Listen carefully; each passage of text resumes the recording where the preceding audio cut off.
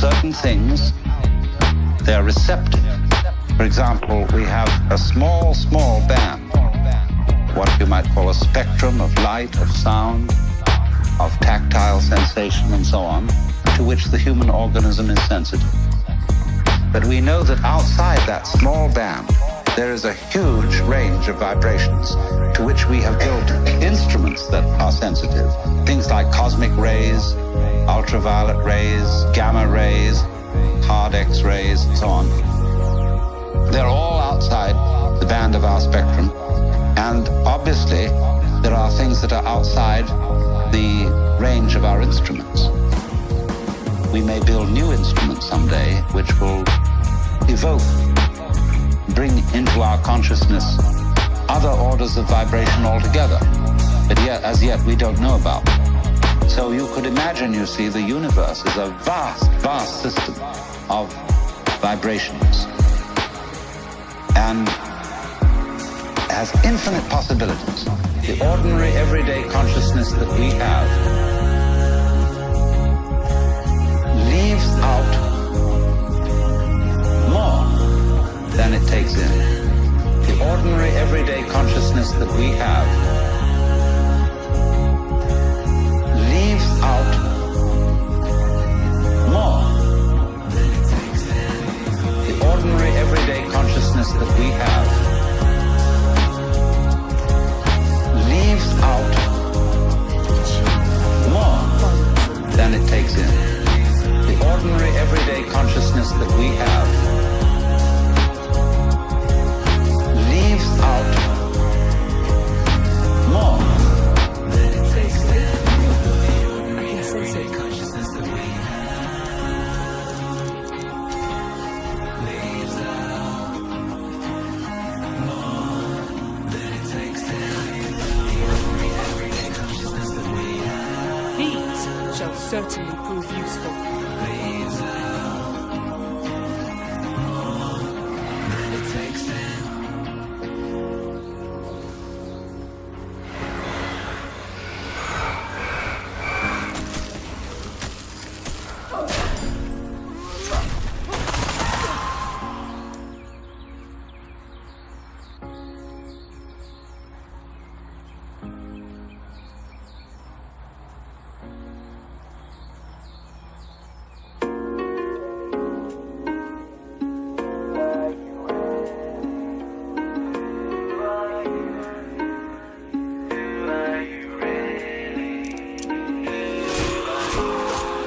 One for the history books.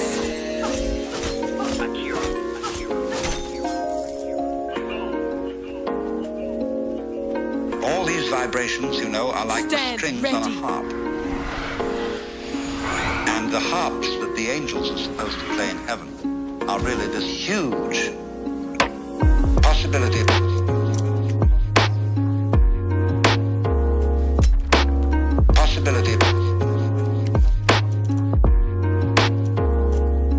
See, when you play the harp, you select strings. You don't play all the strings. It's stupid to just run your finger along the whole edge of the harp, back and forth, and go. What you do is you pick out with your fingers, select just like on the piano, you know, go. You pick out certain notes, and these make the patterns. I shall avenge my people.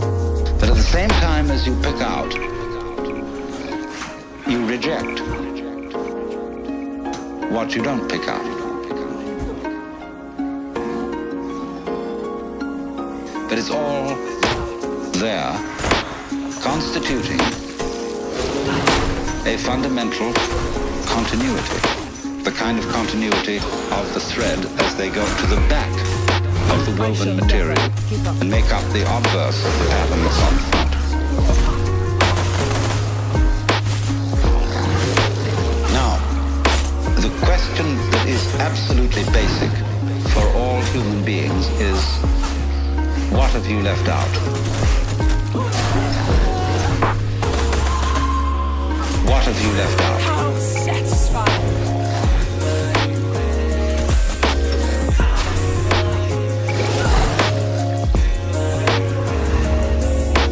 What have you left out?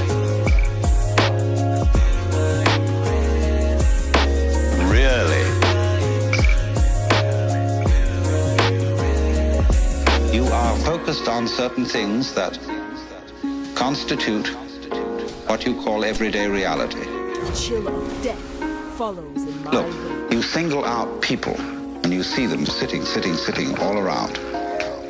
Sitting all around. And you know there are things that are really there.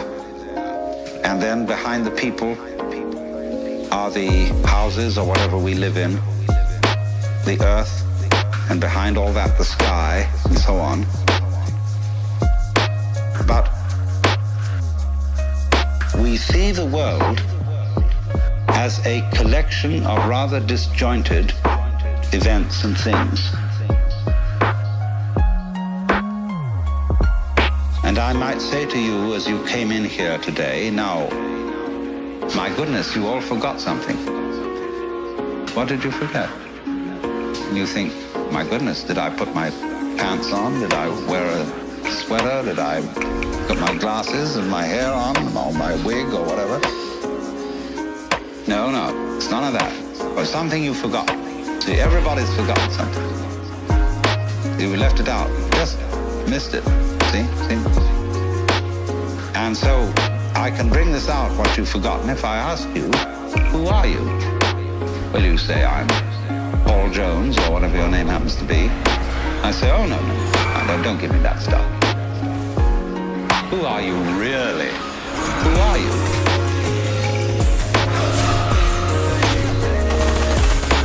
Who are you?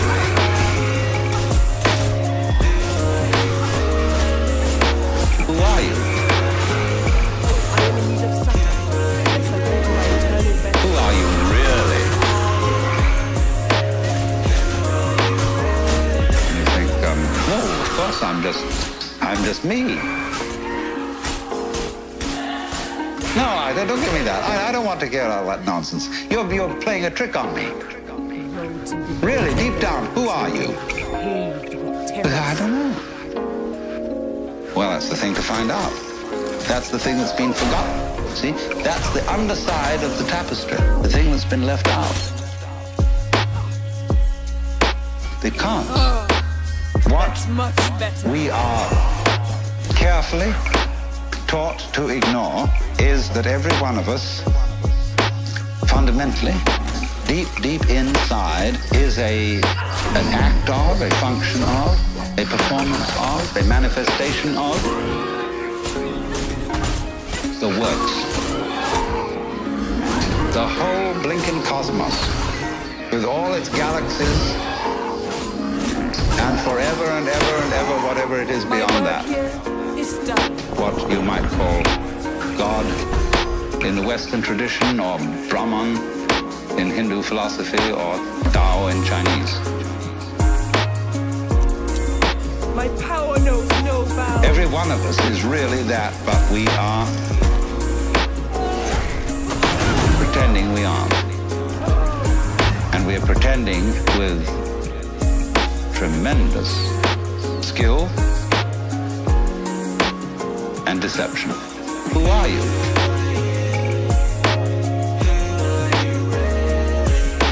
Who are you?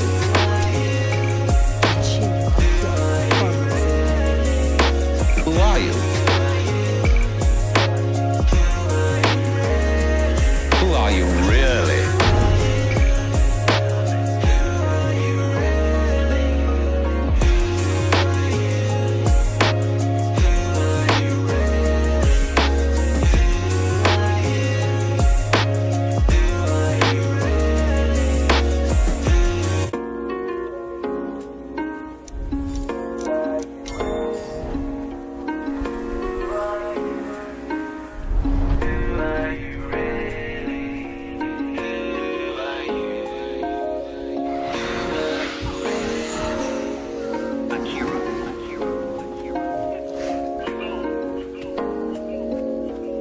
All these vibrations, you know, are like the strings on a harp.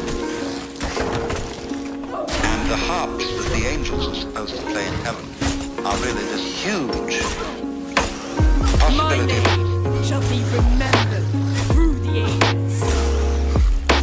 The possibility. See, when you play the harp, you select strings. You don't play all the strings. It's stupid to just run your finger along the whole edge of the harp, back and forth, and go. What you do is you pick out with your fingers, select just like on the piano, you pick out certain notes, and these make the patterns. But at the same time as you pick out, you reject what you don't pick out.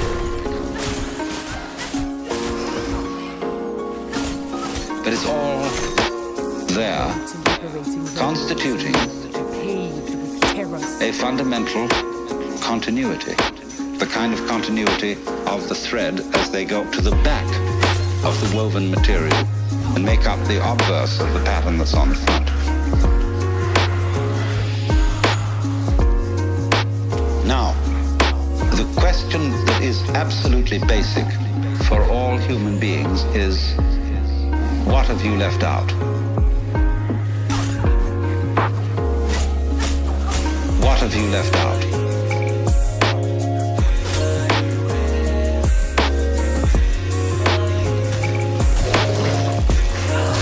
How satisfying! What have you left out? Really? You are focused on certain things that constitute what you call everyday reality. Look, you single out people and you see them sitting all around.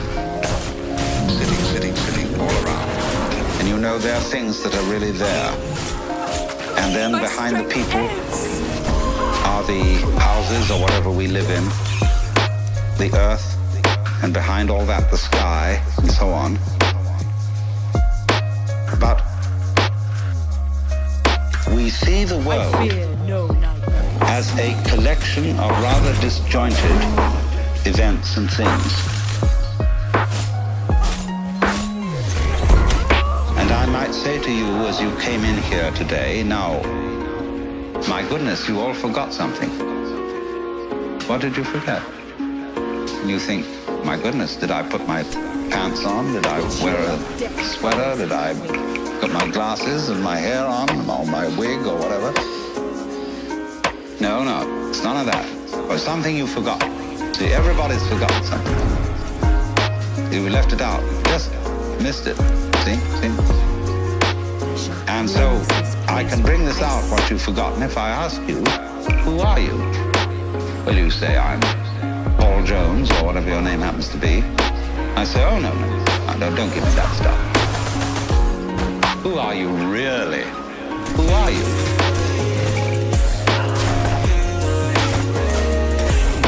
Who are you?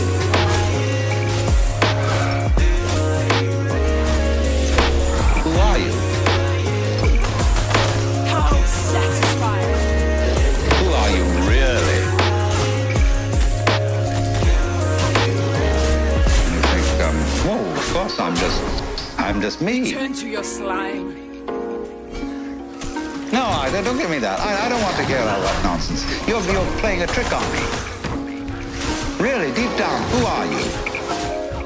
I don't know. Well, that's the thing to find out. That's the thing that's been forgotten. See, that's the underside of the tapestry, the thing that's been left out. Because what we are carefully taught to ignore is that every one of us, fundamentally, deep inside, is an act of, a function of, a performance of, a manifestation of the works. There, more to be vanquished. The whole blinking cosmos, with all its galaxies, and forever and ever and ever, whatever it is beyond that. What you might call God in the Western tradition, or Brahman in Hindu philosophy, or Tao in Chinese. Every one of us is really that, but we are pretending we aren't. And we are pretending with You are right to power. tremendous skill and deception. Who are you?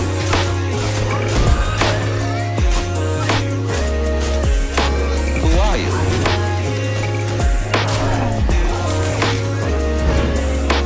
Who are you?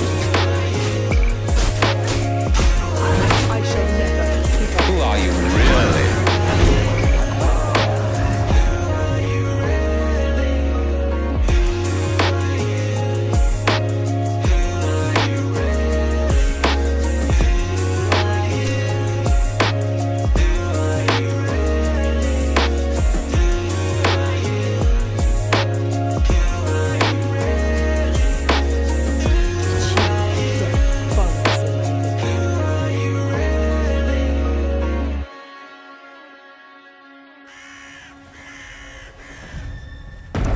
Now,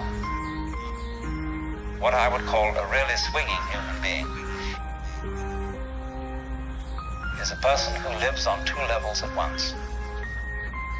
He's able to live on the level of being his ordinary ego, his everyday personality, and play his role in life and observe all the rules and so on. Go with that. But if he's only on that level, he's only playing that kind of thing and thinks that's all there is, it becomes a drag.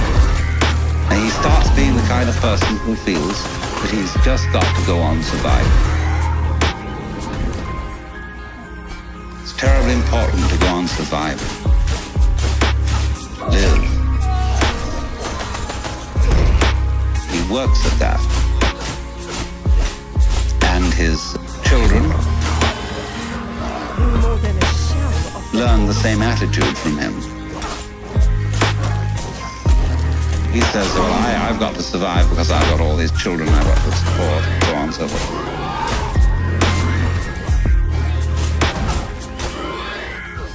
And then they take the same attitude. They breed up children and they feel compulsive about supporting them. They've got to go on. And so nobody really has any fun. There are still foes to be dealt with here. It's just...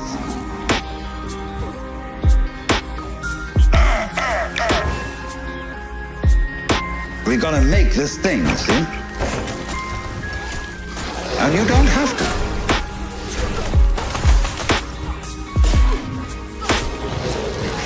One for the See, whenever I get somebody who comes to me and says, I really can't go on and I have to commit suicide,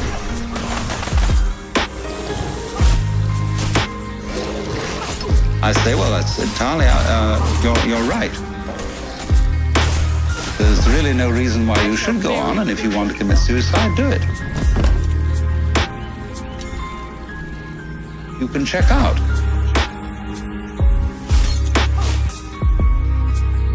Of course, this reduces anxiety when they feel free to commit suicide. They don't really have to commit suicide so much. You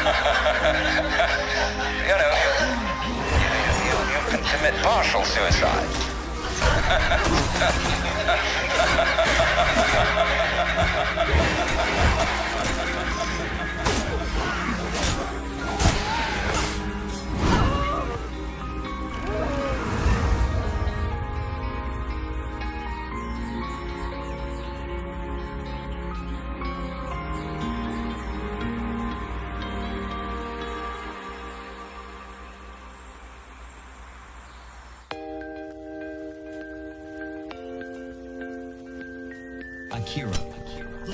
The chill of death follows in my wake. The sense that you just have to go on living. That life is a must. When you say to anything spontaneous, see, life is spontaneous. It happens, in the words of the Taoists, Ziran, which means of itself so. That's their Chinese expression for nature. What happens by itself, what isn't pushed, but it just pops up, you see? you came into being, you know? It happens in a kind of a plop way like that. See? Now, you can't tell that process. You ought to happen. You must happen. Because that puts a bind on it. In the same way as when you have a child and all the relatives that come to a party on Thanksgiving, the child into the middle of all the relatives and say, now dear, play. Now dear, play. Now dear, play. Play on demand, play on demand, play on demand, play. Say now dear, play. Now dear, play. Play on demand, play on demand, play on demand, play. See, it absolutely bugs the child to do it like that. And so this is the problem for every artist. Because an artist is a man who makes his living by playing. Whether he's dancing, painting, or playing music, or whatever it is. And he has to overcome this problem. He has to know how to play in public at a given time on an appointment. See? And that's not an easy thing to learn. But when you catch on to the trick of it, you can do it. How satisfying. To play on demand. That's the hardest lesson of life. To contrive what is called by my Japanese artist friend Saburo Hasegawa a controlled accident. As befits my stature. Now dear, play. Now dear, play. Play on demand, play on demand, play on demand, play. Say now dear, play. Now dear, play. Play on demand, play on demand, play on demand, play. Now dear, play. Now dear, play. Play on demand, play on demand, play on demand, play. Say now dear, play. Now dear, play. Play on demand, play on demand, play on demand, play.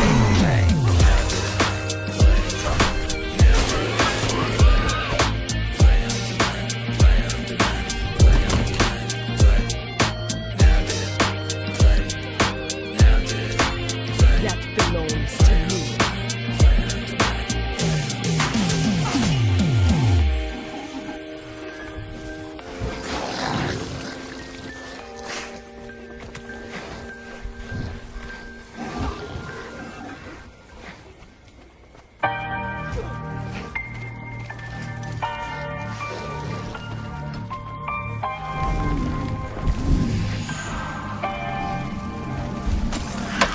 The thing is that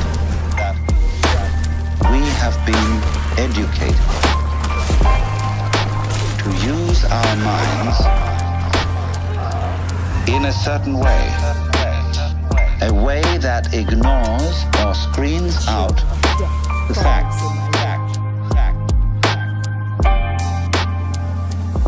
that every one of us is an aperture through which the whole cosmos looks out. Every one of us is an aperture through which the whole cosmos looks out. You see, it's as if you had a light covered with a black ball, and in this ball were pinholes. And each pinhole is an aperture through which the light comes out.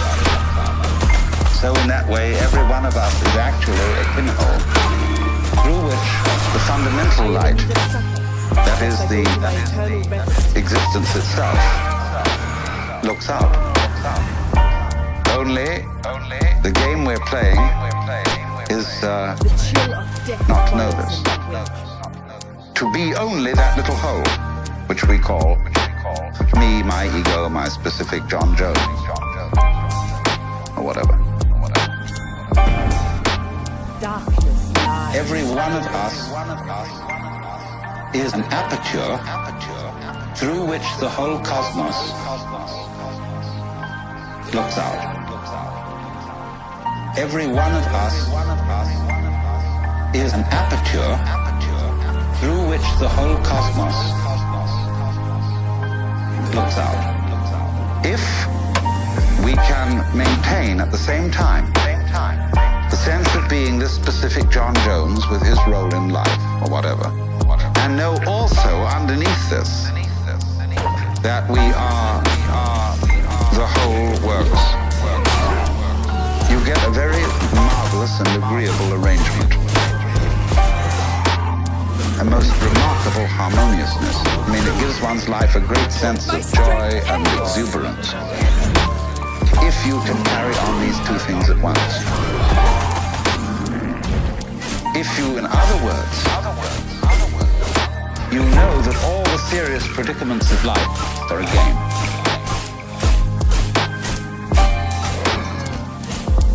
Every one of us is an aperture through which the whole cosmos looks out. Every one of us is an aperture through which the whole cosmos looks out. These shall certainly prove useful.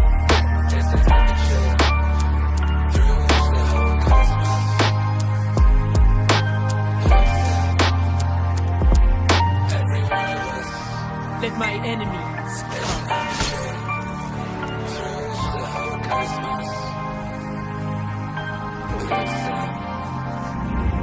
Prepare to meet your doom, fiends!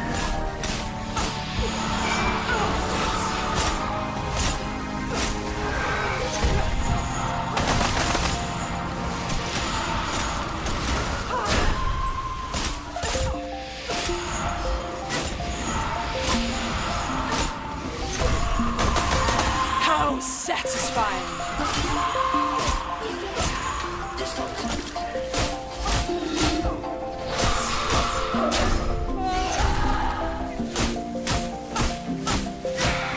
Triumph without getting one's hands dirty. Now, I want to put it two ways. I'm not saying that it's a bad thing, something to be condemned, to take your own individual life seriously, in dead earnest, and to have all the problems that go with that. My power knows no Do you bounds. understand that being that way, that being a real mixed up human being is a manifestation of nature? That is something just like patterns on the waves out here. Patterns on the waves.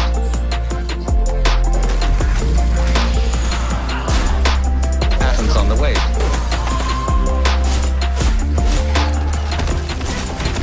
Patterns on the waves.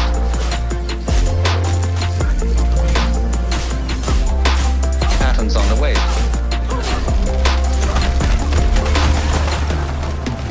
Or like a seashell. Sometimes I You know, we pick up shells.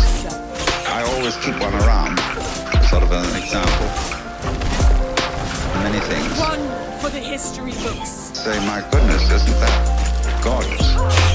There's not an aesthetic fault in it anywhere. It's absolutely perfect. Altogether too calm. Now, I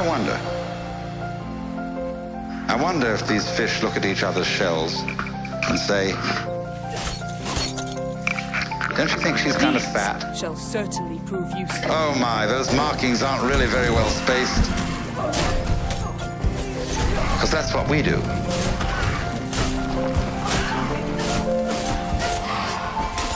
Patterns on the wave.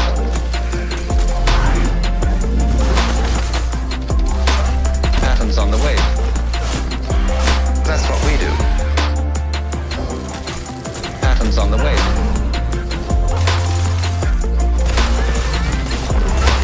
Patterns on the wave. I shall never. That's what we do. See, we don't realize that all of us in our various goings-on and behavior and so on are just as more marvelous, much more complicated, much more interesting. all these gorgeous faces that I'm looking at. You know, every one of them, some are supposedly pretty, some are supposedly not so pretty. But they're all absolutely gorgeous. And everybody's eyes is a piece of jewelry beyond compare. Beautiful. Beautiful. Beautiful. Beautiful. Chill of Beautiful. death follows in my wake. Patterns on the waist.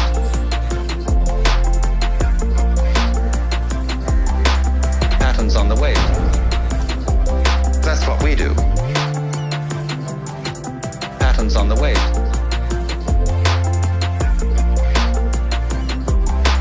Patterns on the waist.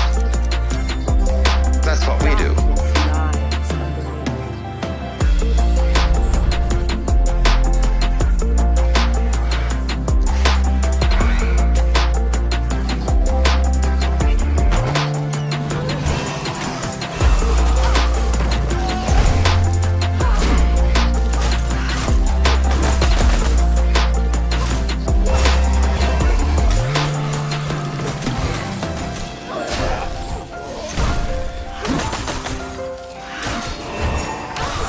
My strength ends!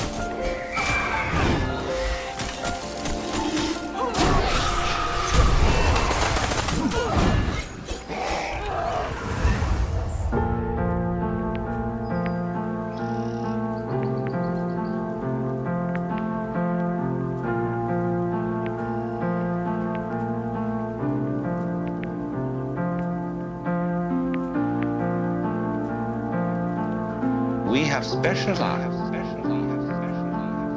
in a certain kind of awareness that makes us neglectful.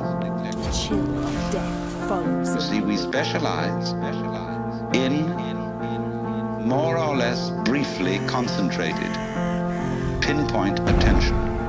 I have come to take back reverie. We look at this and we look at that. And we select from all the things we might possibly be These aware shall of, certainly prove useful. only certain things.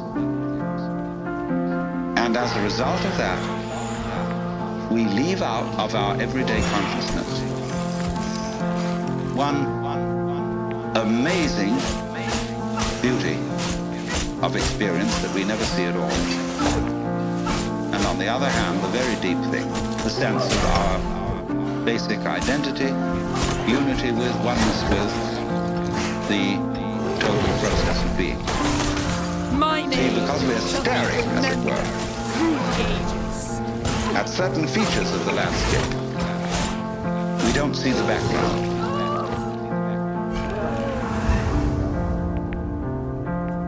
And because we get fascinated with, you know, I could go into details of this shell, Chill of death follows as I said, in my and wake. put myself in the mind of a conch or whatever it is that lives in this thing. And to say, that's not so hot, that one. I have come to take back Like reverie. that, see?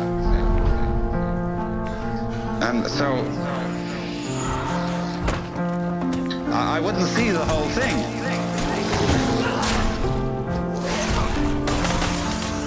But when I look at it like My this, when name anybody looks at it shall like be that, remembered we say, through oh my ages. God, isn't that gorgeous?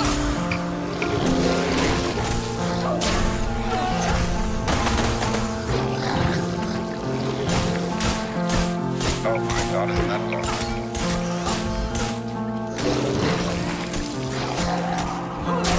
Oh my God, isn't that gorgeous?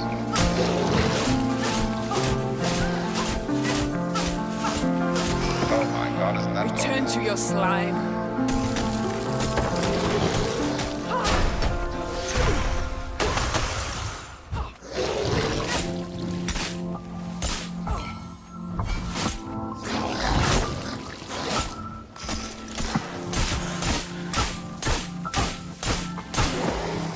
I shall bury you in the muck. Another way of talking about the web is that there are different levels of magnification. For example, supposing you take a piece of embroidery, and here it is, obviously in front of you, an ordered and beautiful object. Then you take out a microscope, and you look at the individual threads. At a certain point, as you turn up the microscope, you'll get a hopeless tangle. It doesn't make any sense at all. The wrapped fiber that constitutes the thread is a mess. It hasn't been organized, nobody did anything about it. But at the level of magnification at which you actually see it with the naked eye, it's all been organized. It's all been organized. It's all been organized. It's all been organized. All right, now keep turning up that microscope. Take one of those individual threads in the fiber that seems to be so chaotic and go into the constitution of that. And again, you will find fantastic order. You'll find the most gorgeous designs of molecules. Then to keep turning it up. And again, at a certain level, you'll find chaos again. All right, keep going. And at another level, you'll find this marvelous order. Now you see, order and randomness constitute, in other words, the walk of the rule. Where everything is in order, everything's under control. In randomness, it's all been organized. It's a mess. It's all been organized. It's a mess. It's all been organized. It's a mess. It's all been organized. It's a mess. It's all been organized. It's a mess. It's all been organized. I shall avenge it's a my mess. people. It's all been organized. It's a mess.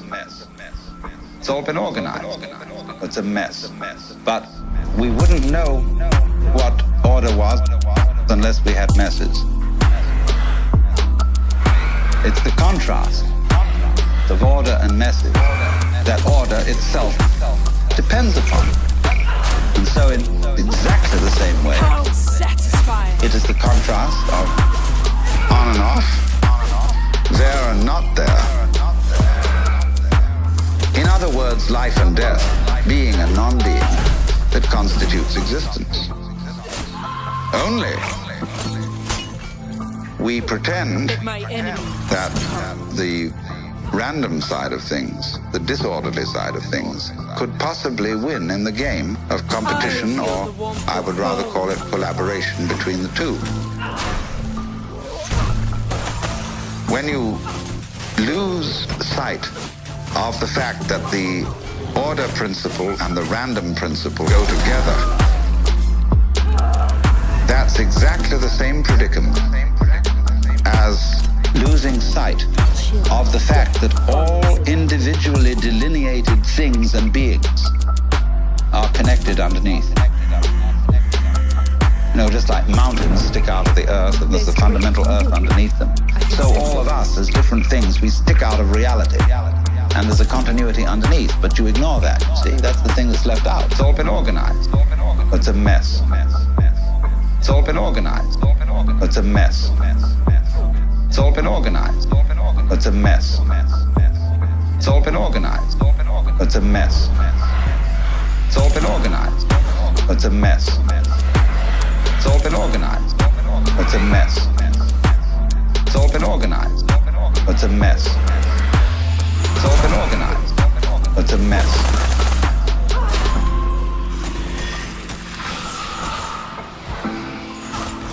See, I'm just giving you many examples of the same principle.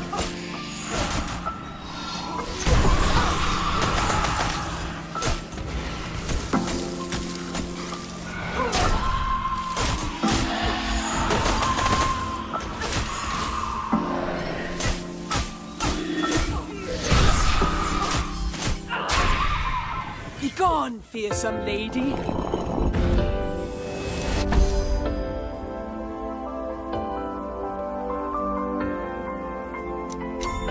Fit for a queen. Akira. He's got clout. Really, deep down, we are, each one of us, everything that there is. Doing it this way, then again that way, then again another way. Doing it this way, then again way, and again another way. Really, deep down, we are, each one of us, everything that there is. Doing it this way, and again that way, and again another way. And that's what it keeps up doing forever and ever. Only, it has holidays. One. Which are called deaths. You know, in the story of the creation of the world in the Bible, God works for 7 days and rests the seventh. It's necessary to have a holiday. Holidays, holy day. The point is that a holiday, this pause between something going on, is of the essence of the idea of a web. A famous Irishman who's supposed to have described a net as a lot of holes tied together with string. So the holes are very, very important. These are the holy days. See the holes?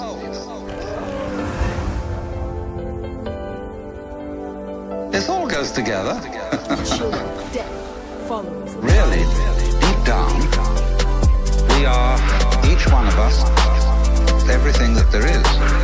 Doing it this way, and again that way, and again another way. Doing it this way, and again that way, and again another way. Really, deep down, we are, each one of us, everything that there is. Doing it this way, and again that way, and again another way. And that's what it keeps up doing forever and ever. So, there must be that interval. And it exists on all kinds of levels. It isn't simply that there is, for example, a sound, but it's sounded, is a vibration. And the sound goes on and off. Everything that we call sound is sound silence. There is no such thing as pure sound. You couldn't hear it. What you hear is that tap, tap, tap, tap, tap, tap, tap, tap, tap against the eardrum. But it happens very fast, so that you get more of an impression of sound than you do of silence. That between every little undulation of sound, there is also an interval. When you listen to music, you hear a melody. When you listen to music, you hear a melody. When you listen to music, you hear a melody. When you listen to music, you hear a melody. When you listen to music, you hear a melody. When you listen to music, you hear a melody. Really, deep down, we are, each one of us, everything that there is. Doing it this way, and again that way, and again another way.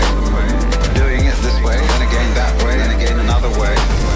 Really, deep down, we are, each one of us, everything that there is. Doing it this way, and again that way, and again another way.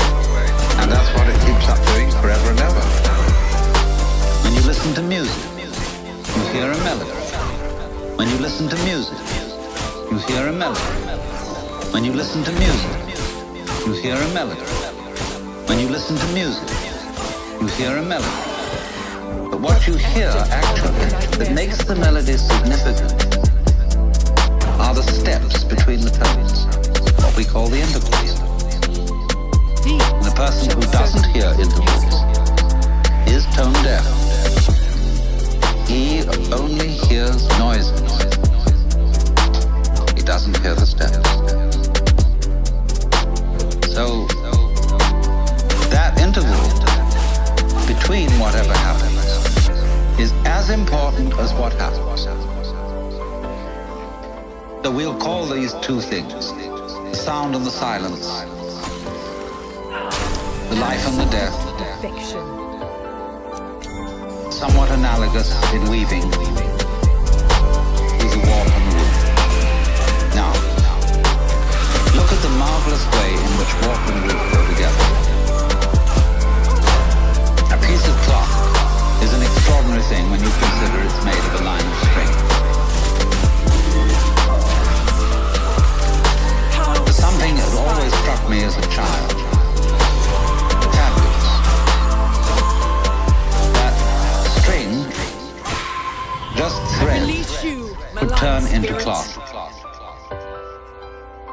Why should it hang together? How improbable. The road to liberating reverie is long and paved with terrors.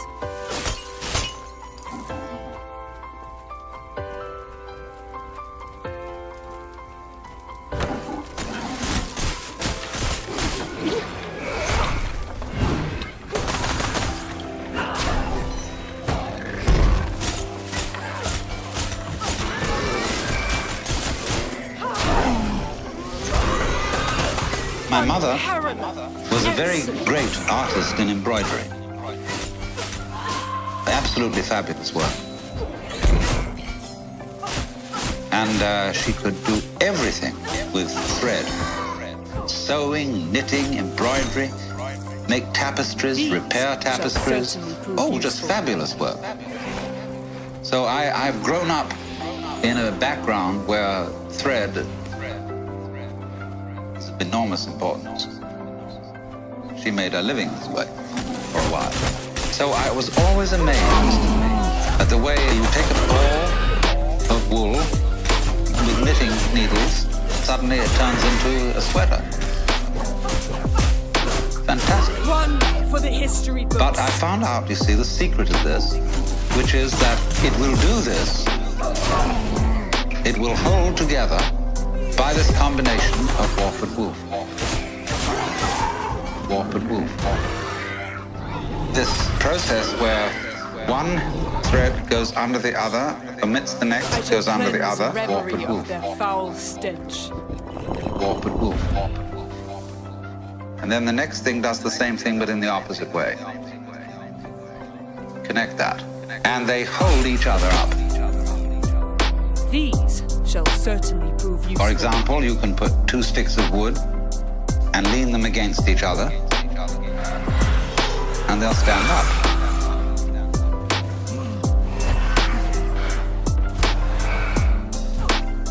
You know, the Chinese character for man looks more or less like that. And although this is simply the brush form, brush abbreviation of what were originally the legs of a little human stick figure. There's a story that Japanese children sometimes learn from their mothers. The reason this is the character for man is that two sticks lent together as I described will keep each other up. And the one depends on the other. It's mutual. So in the same way, the existence of human beings depends on our supporting each other. Without that, no one of us can exist. Power and fear, thieves. Warp and woof. Warp and woof.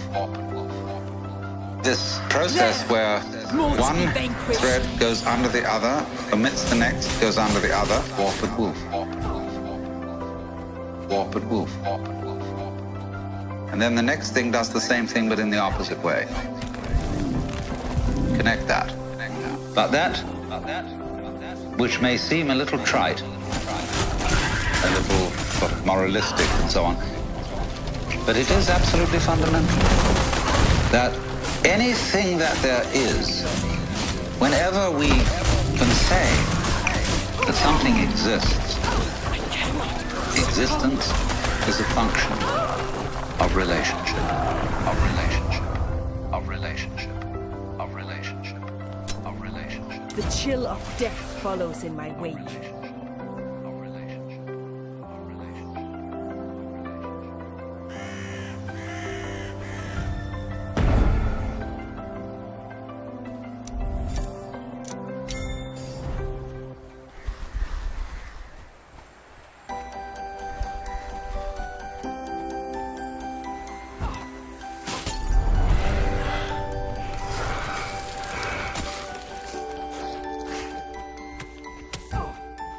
Motion itself is a function of relation. For example, if there is only one object, one small ball in the middle of endless space, nobody knows whether it's I moving. am in need of succor, lest I go to Because my you can't eternal tell rest. whether it's approaching anything or whether it's going away from you. Because there's nothing else. So in that state of affairs, no motion exists. But if we introduce a second ball into the picture, and the two either come towards each other or go away from each other, then we can say that both of them, or either of them, is in motion. We can't decide which is the one that's doing the moving. Could be one, could be the other. Now we'll put 3 balls into space, and we find 2 of them staying together and the other one going away. Now it's up to the 2 of them to decide whether the other one is going away from them or they're going away from the other, because 2 is a majority. And the vote always, of course, goes to the majority. The universe being basically a democratic organization. The chill of death follows in my wake.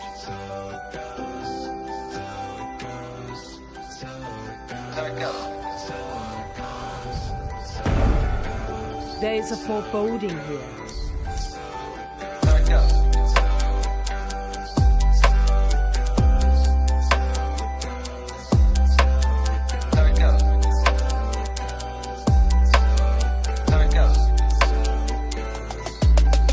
Now, once you've got that, you can see that motion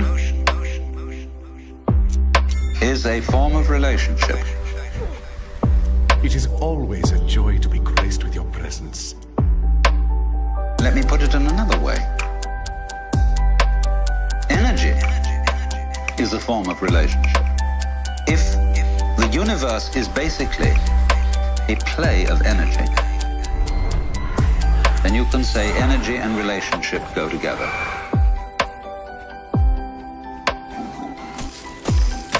Now, what is this saying?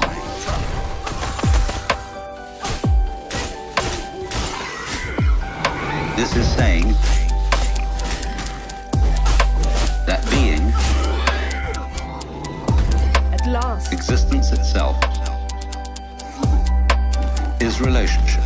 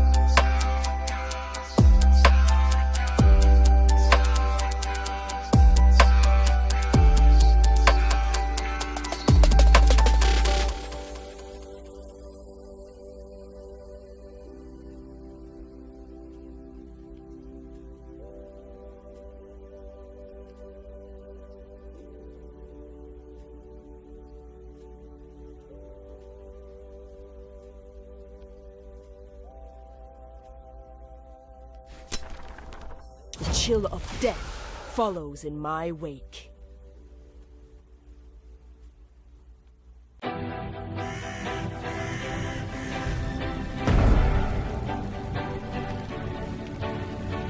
Akira. The dawn. He's got clout.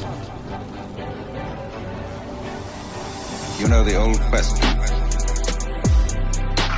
If a tree crashes in a forest, and there is nobody around to hear it, is there a noise? This question has been discussed in many futile ways. But noise, basically, Shall certainly is a state of affairs that requires an eardrum and an audio nervous system behind the eardrum. When the tree falls, it makes the air vibrate. If there is anywhere around an ear with the appropriate nervous system, there will be a noise. Because noise is a relationship between motion in the air and ears. If there is not any ear around, there won't be any noise, although there will be vibration in the air. And if there is some instrument around, such as a microphone attached to a tape recorder, there will be noise. There will be a vibration. There will be light. In the darkness. In the same way, let's suppose the sun sends out light into space. Now, the space surrounding the sun will be black darkness, as if there were no light in it, unless a planet happens to float by. When a planet floats by, there will be light. In the darkness. But if there isn't anything to relate to the sun in that way, then comes no light.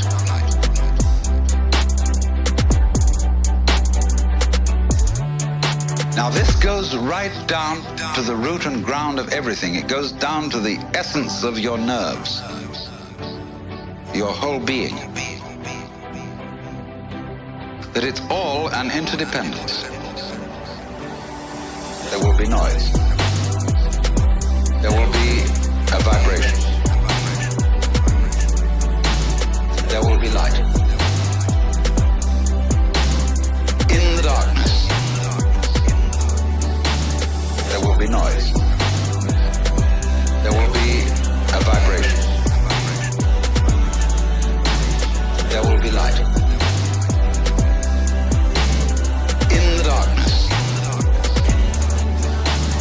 And that's why one of the basic symbols of the universe is the Chinese yin-yang symbol, which you know is a circle with an S curve in the center. One side of the S is black, the other is white. So it makes, as it were, two commas or two fishes. And the eye of the fish is the opposite color.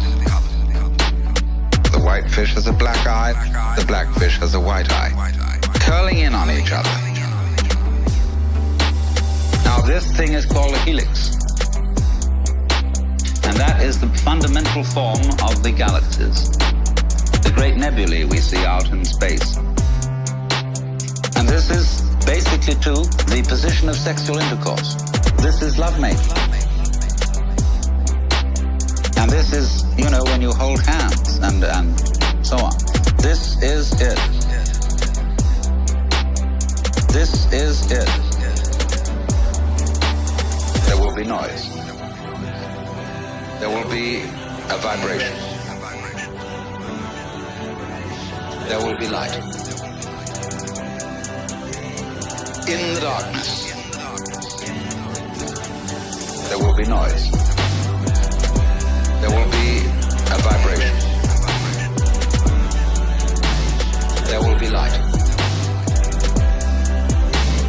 In the darkness.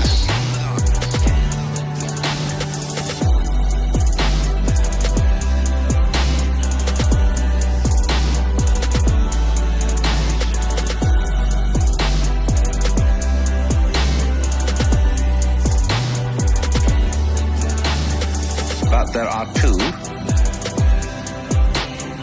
involved, and the two are secretly one.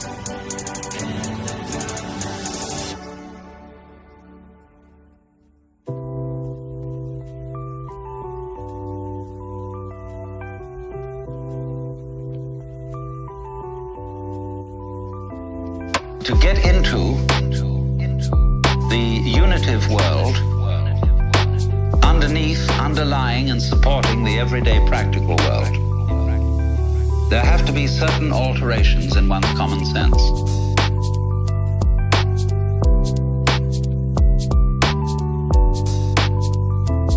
Now there are certain ideas, and beyond these ideas, certain feelings that are difficult to get across.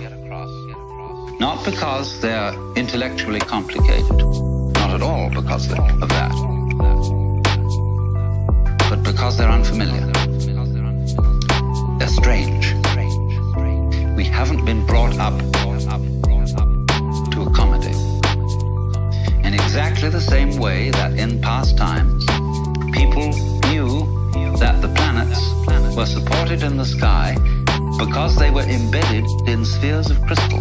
And if they weren't embedded in spheres of crystal, and of course you could see them because you could see through them, they would fall down on the Earth. And now when astronomers finally suggested that there were no crystal spheres, people felt unbelievably insecure. See? They had a terrible time assimilating this idea.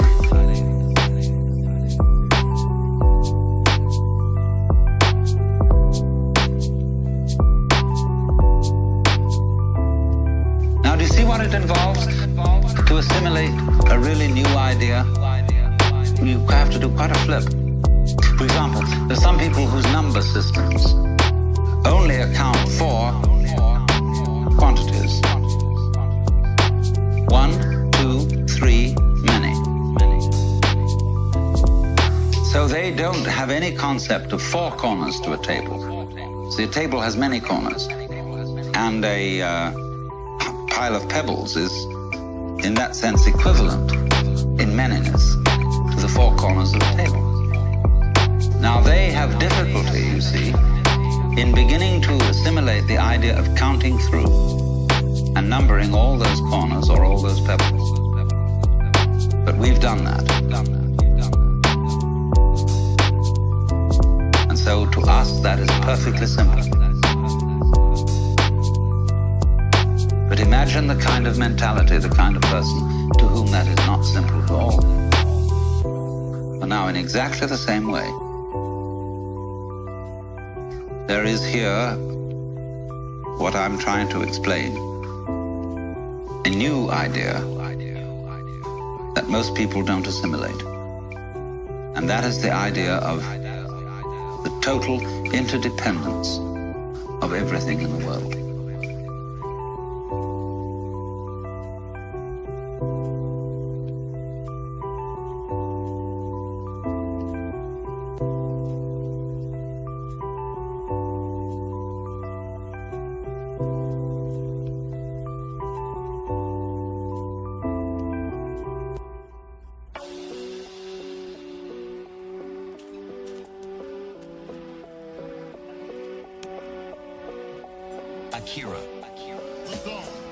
The Buddhists in Japan call it Jiji-muge. Jiji-muge. Between event and event, there is no block. And they represent this imagistically as a network. Imagine a multidimensional spider web covered in dew in the morning.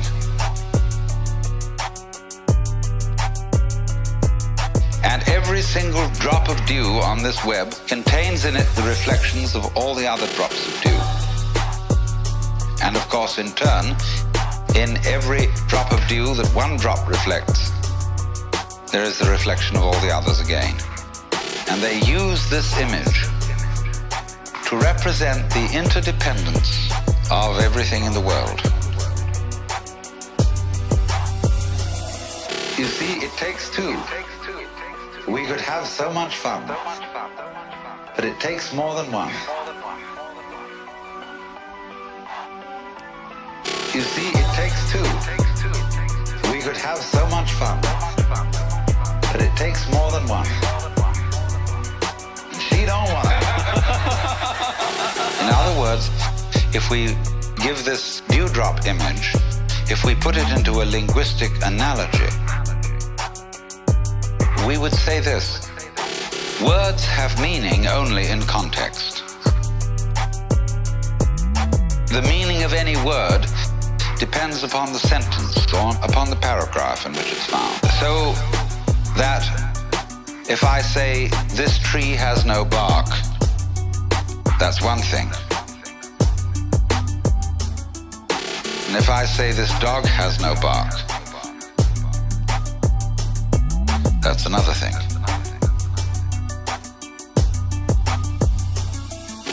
So you see, always The meaning of the word is in relation to the context. Now, in exactly the same way, the meaning, as well as the existence of an individual person, an organism, is in relation to the context. You are what you are, sitting here at this moment in your particular kind of clothes and with the particular colors of your faces and your particular personalities, your family involvements, your business involvements, your neuroses and your everything. You are that precisely in relation to an extremely complex environment. You see, it takes two. We could have so much fun, but it takes more than one. You see, it takes two. We could have so much fun, but it takes more than one. And she don't want it. If a given star that we observe didn't exist, you would be different from what you are now. I don't say you wouldn't exist, but you would exist differently. You might say the connection is very faint, is something that you don't ordinarily have to think about. It's not important. But basically it is important. Only you say, I don't have to think about it because it's there all the time. See, for example, the floor is underneath you all the time. Some sort of floor, some sort of earth. And you really don't have to think about it. It's just always there. It's always around. If you become insensitive, you stop thinking about it. But there it is. And so in the same way, our subtle interdependence with, mind you, it's not just our plain existence. It's the kind of existence we have is dependent upon all these things. Also our plain existence, but that gets way down. The fundamental thing is existence is relationship. In other words, if my finger up here is all alone and the wind doesn't move and nothing touches it, it stops knowing that it's there. But if something comes along and does, immediately it's aware that it's there. So, The chill of death follows in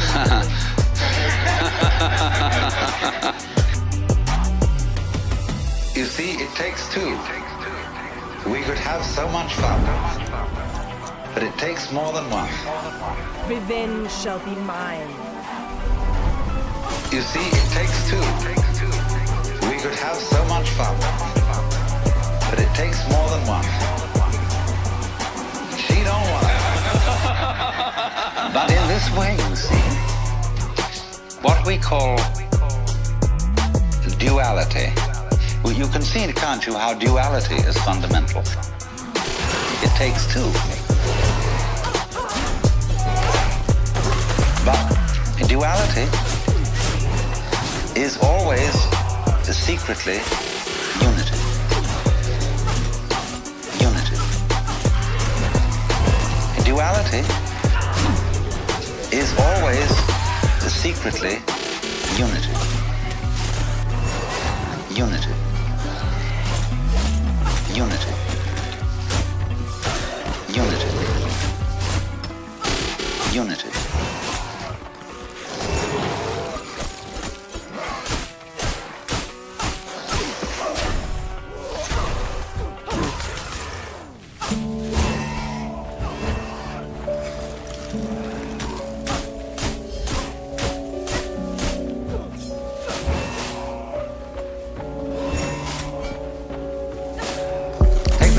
Between the words we use, explicit and implicit. The very valuable words. Triumph without getting one's hands dirty. What is explicit? What's on the outside? Let's say how we come on publicly. Explicitly, we are thus and so. We have a fight. We're in competition, say in business, explicitly. But implicitly, We've worked this out. We've agreed in a secret way that nobody knows about that this competition is extremely valuable for both of us. Take it politically, for example. Let's take the situation of Russia versus the United States. Explicitly, in public, this has to be a big fight. These two ways of life, these two ideologies are opposed. They say, no, we are... But behind the scenes, it's all been carefully worked out. You bet it has. That this opposition has to happen. Because our economy depends on it, and their economy depends on it. And everybody knows this who's smart. But there are a lot of people who get taken in by the propaganda, and they should be taken in because that makes the thing work. It's crazy. Just no more than a scratch. But that's the way it goes. It's crazy. How satisfying. But that's the way it goes. It's crazy. But that's the way it goes. It's crazy. But that's the way it goes.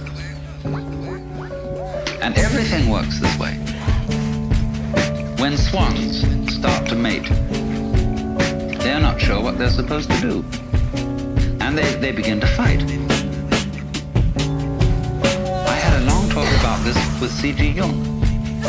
He lived on the edge of Lake Zurich, and he had a little summer house right on the water's edge, and there were many swans there.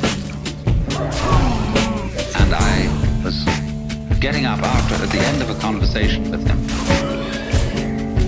And we were beginning to walk back to the main house. And I said, isn't it true that swans are monogamous?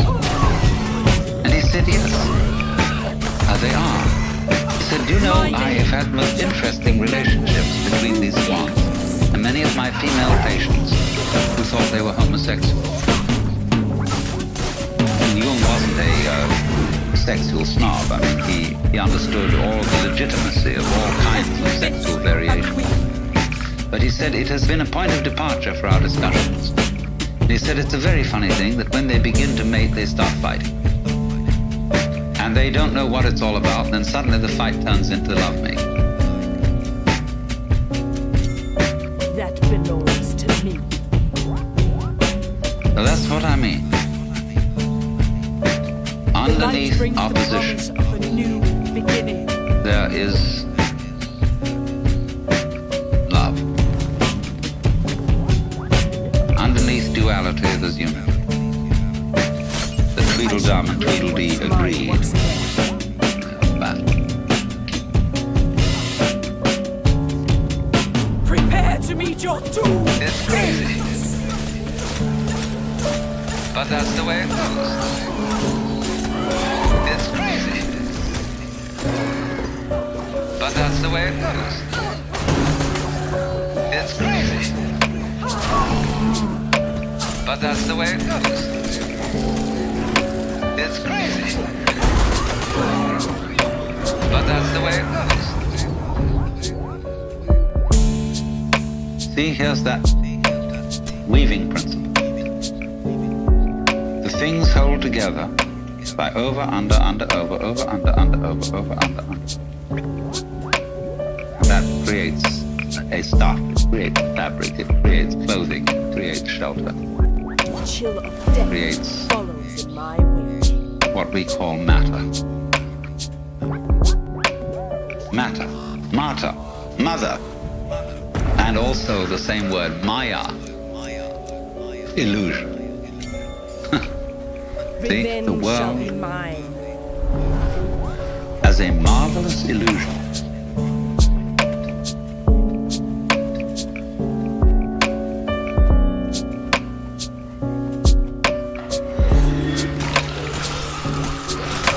It's crazy.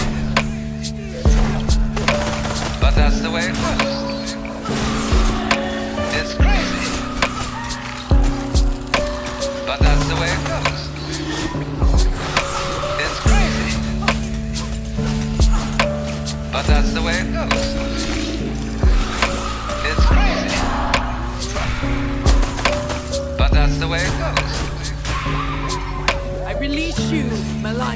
spirit.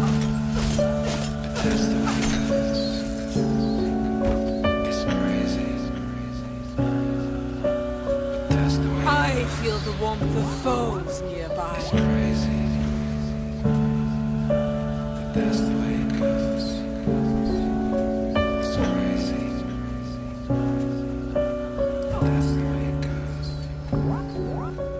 Marvelous illusion. Prepare to meet your doom, fiends!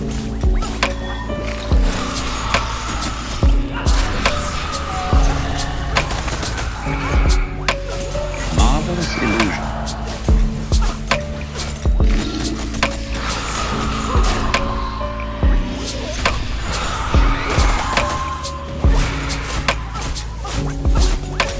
One Marvelous for the illusion. history books.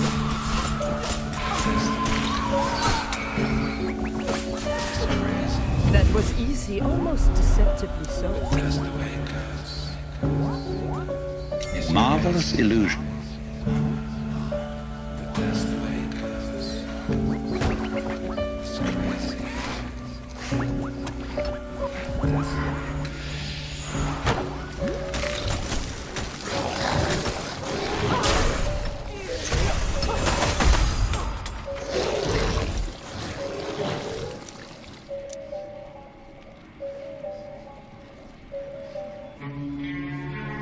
We have tried scientifically My power knows to understand no bounds. the world and explain its mysteries by analyzing the smallest particles of things that exist. Inquiring down, what is this thing we call flesh or steel or stone? What is it made of? Go down into the midst of it. And that's given us a certain understanding. But only half of the understanding. Equally important is not what is the tiniest part, but in what context is the tiniest part. There are still foes to be dealt with. You see? In relation to what is it? Just as the word bark, as I showed you, has different meanings in different sentences. So, the cells, molecules, atoms have different properties in different contexts.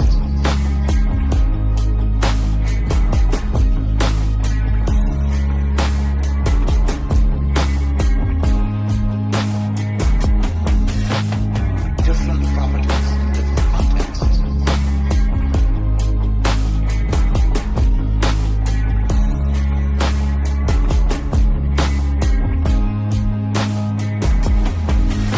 So what the scientist equally needs to study is not simply what is anything when very, very minutely analyzed,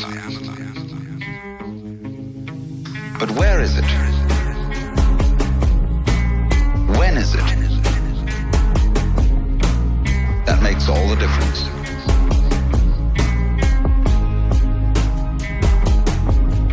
So do you see that a lot of people who get anxious when they hear that everything is relative have no need to get that anxious. Relativity isn't some kind of slippery morass in which all standards and all directions get lost. Relativity is really the soundest situation that there is.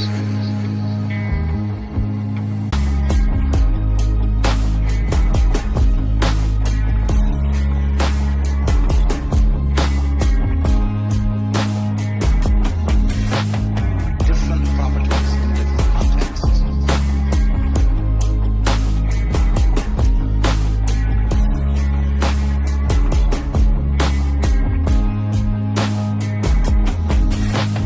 Relativity is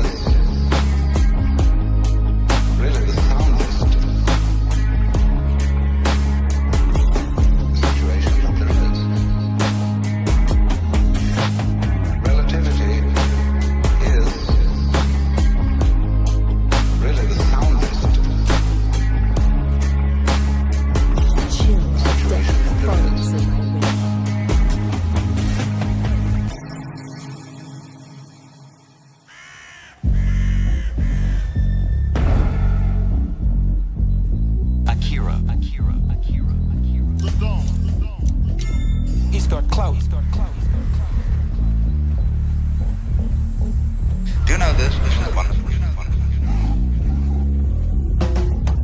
X marks the spot. X marks the spot. Imagine this going on and on. Supposing my finger were indefinitely long. Both fingers. They're just crossing each other. Now on one side of it, it's a pair of scissors. And it cuts.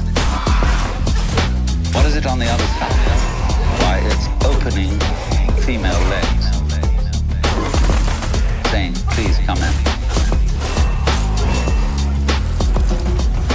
Please come in. Please come in. Please come in. Please come in. Please come in. Please come in. One side of it, it's a pair of scissors.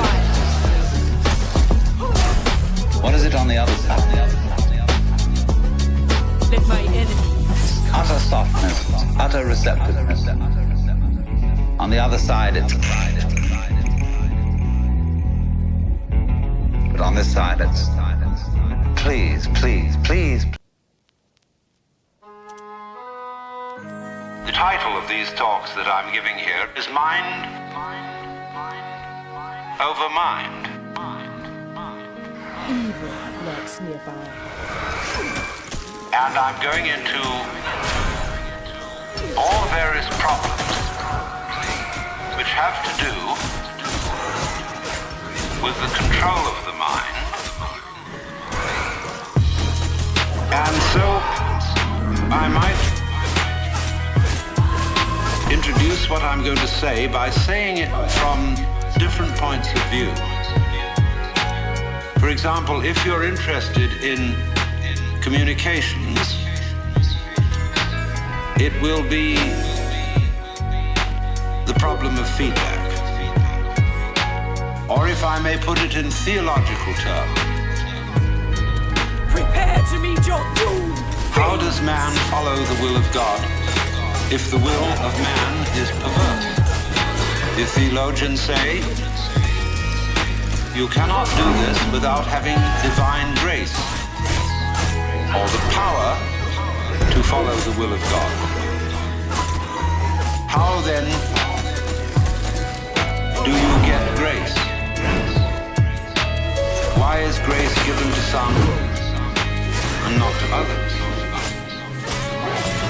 If I cannot follow the will of God by my own effort because my will is selfish, how will my will, which is selfish, be transformed into an unselfish will? If I cannot do it because I am already the selfish will, then grace must do it. Then grace must do it. If grace has not already done it, why not? Because I didn't accept it. But by definition, I had no power to accept it because my will was selfish. Must I then become a Calvinist and say that only those people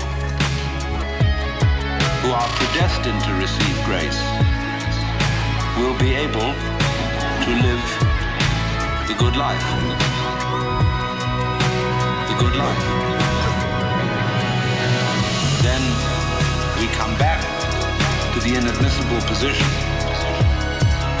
that people who live evil lives do not get grace because they are not predestined to it out of the infinite wisdom of the Godhead.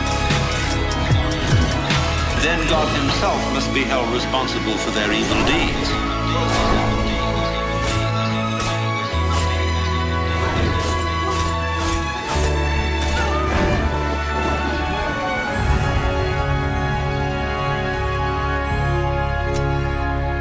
Chill of death follows in my wake.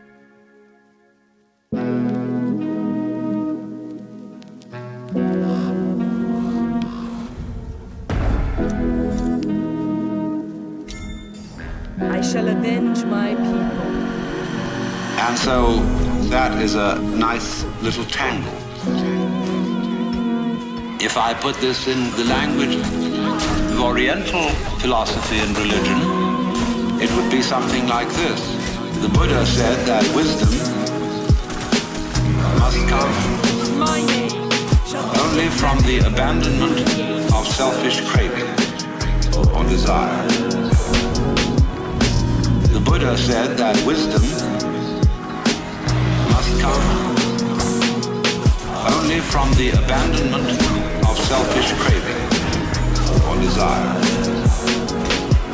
One who abandons that desire attains nirvana, which is supreme peace, liberation. my work here is done.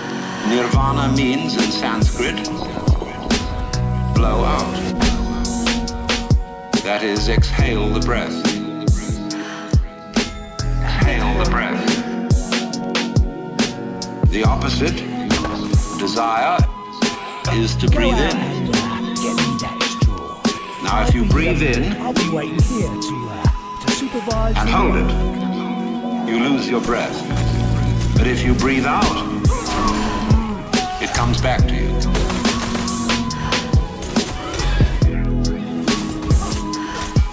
It comes back to you. The Buddha said that wisdom must come only from the abandonment of selfish craving or desire. For the history books. The Buddha said that wisdom must come only from the abandonment of selfish craving or desire. So the principle here is, if you want life, don't cling to it. Let go. Let go. But the problem is, if I desire not to desire, is that not already desire? How can I desire not to desire? How can I surrender myself when myself is precisely an urge to hold on, to cling to life, to continue to survive? Death follows in my wake. To survive.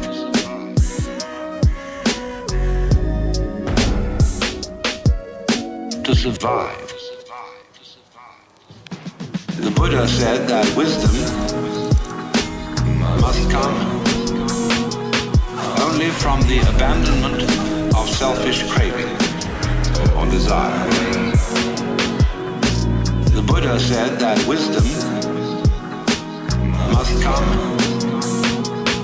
only from the abandonment of selfish craving or desire. I can see rationally that by clinging to myself I may strangle myself. I may be like a person who has a bad habit, as a result of which he is committing suicide. And he knows that, Nothing will stop me from liberating but can't give it up, my own dreams. because the means of death are so sweet.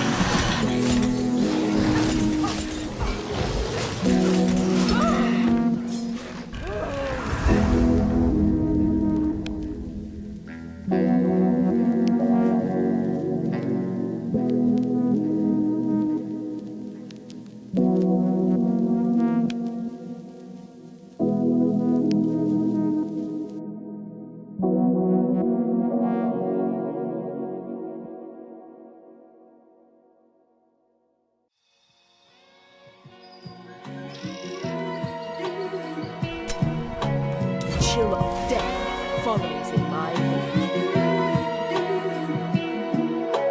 So, it all comes down to this basic question, that human beings have for a long, long time been concerned about transforming their minds. Is there any way in which one's mind can be transformed? Or is it simply a process which is nothing more than a vicious circle? I could ask, why have you come here? What were you looking for? Why Why have you come here? What were you looking for? Why have you come here? What were you looking for? Why have you come here? What were you looking for? Would it be too presumptuous of me to say that you were looking for help? That you hoped you would hear somebody who had something to say that would be of help and relevance to you as members of a world which is running into the most intense difficulty. A world beset by a complex of problems, any one of which would be bad enough. But when you add together all the great political, social, and ecological problems with which we are faced, they are appalling. And one naturally says, the reason why we are in such a mess is not simply that we have wrong systems for doing things, whether they be technological, political, or religious. But we have the wrong people. The systems may be all right, but they are in the wrong hands because we are all, in various ways, self-seeking, lacking in wisdom, lacking in courage, afraid of death, afraid of pain, unwilling really to cooperate with others, unwilling to be open to others. And we all think that's too bad. It's me that's wrong. Why have you come here? What were you looking for? Why have you come here?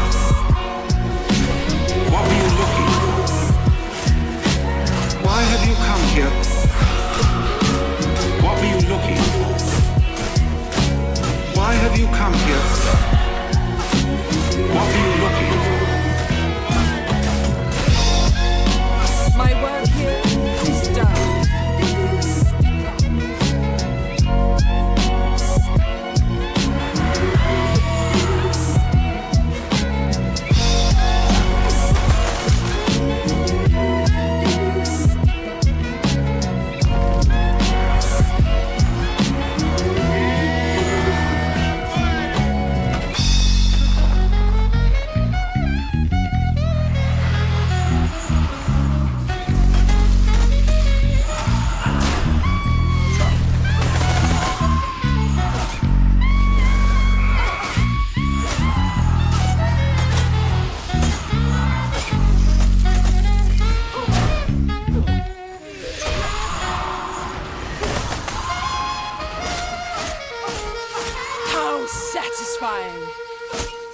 It's me that's wrong. It's me that's wrong. I would like to improve. I would like to improve. It's me that's wrong. It's me that's wrong. I would like to improve. I would like to improve. And if only I could be the right person. Is this man going to tell me something that will help me to change myself so that I will be a more creative and cooperative member This is needed of the human race?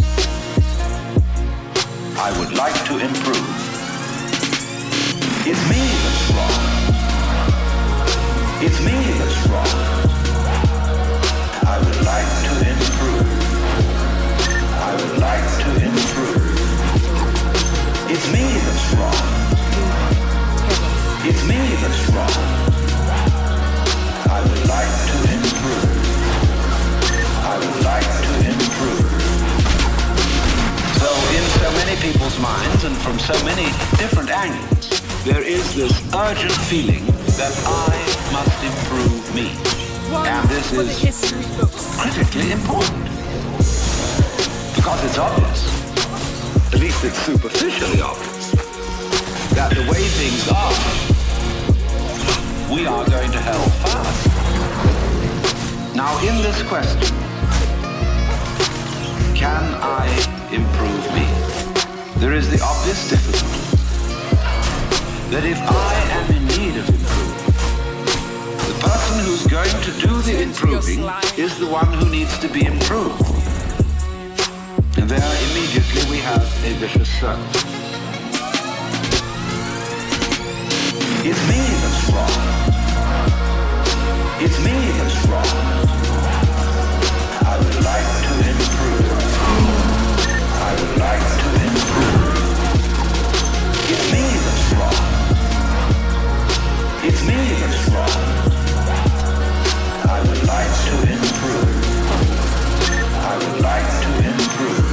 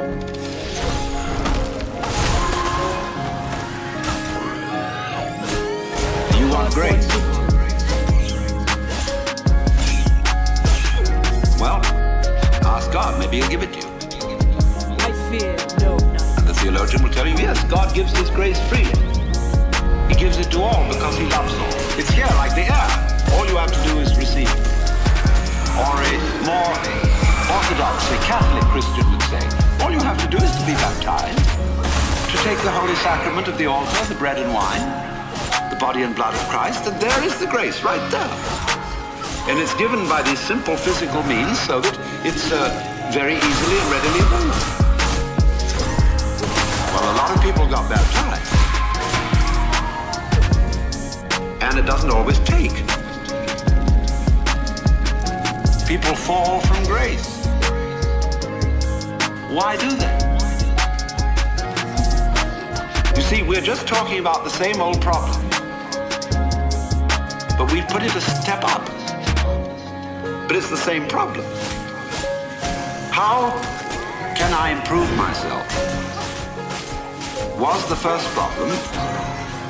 The second problem is, do you want grace?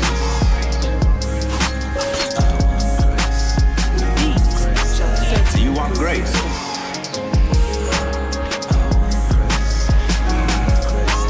Do you want grace?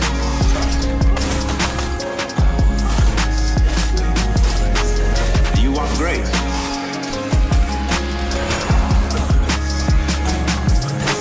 How can I accept grace? They're both the same problem. Because you've got to make a move. Which will put yourself out of your own control into the control of a better. If you don't believe in the Christian kind of a God, you can believe in the Hindu kind of a God, who is your inner self. You see, you've got a lower self, which you can call your ego. That's that little scoundrelous fellow. It's always out for me. But behind the ego, there is the Atman, the inner self, the inward light, as Quakers would call it, the real self, the spirit, which is substantially identical with God. So you've got to meditate in such a way that you identify with your higher self. How do you do that? Well, you start by watching all your thoughts very carefully, watching your feelings, watching your emotions, so that you begin to build up a sense of separation between the watcher and what is watched. Do you want grace?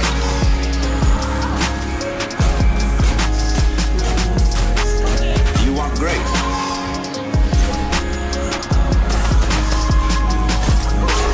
Do you want grace?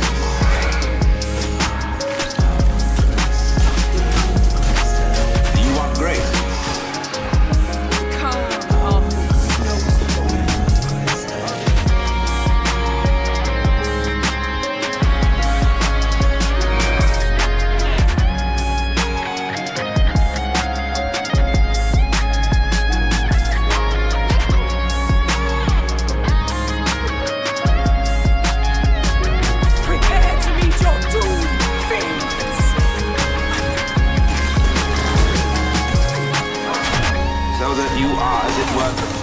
No longer carried away by your own stream of consciousness. You remain the witness, impassively, impartially, suspending judgment and watching it all go on. That seems to be something like progress. At least you're taking an objective view of what is going on. Of what is going on. You are beginning to be in a position to control it. But just wait a minute. Who is this self behind the self? The watching self. Can you watch that one? It's interesting if you do. Because you find out, of course, that this is just as the problem of grace is nothing more than a transposition of the first problem. How am I to be unselfish? By my own power. It becomes how am I to get grace by my own power.